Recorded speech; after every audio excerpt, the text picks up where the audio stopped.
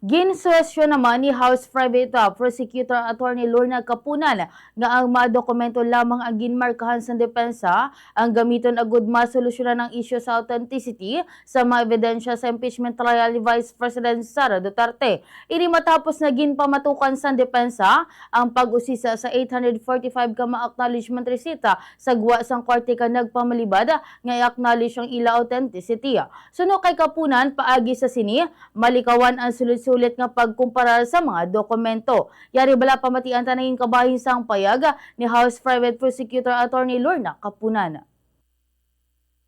Please, if I may add as well, in the marking of these exhibits, Your Honor, before the Honorable Clerk of Court, each acknowledgement receipt had 3 signatures: the signature of the Clerk of Court, the signature of one of the representatives for the prosecution, and the signature of the defense counsel, Your Honor. 3 signatures per document.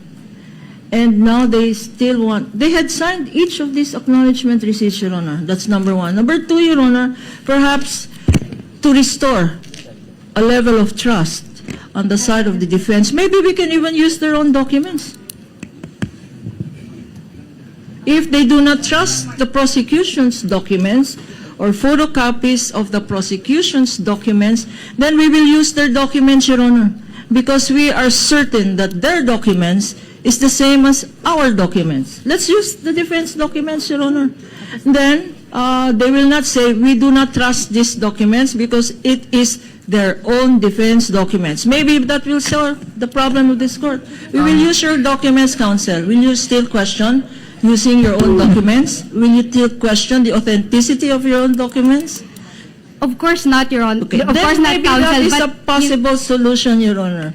Let us use the defense documents instead of the prosecution documents. Para wag na tayong mag-compare. Thursday, Friday, manonood pa ako ng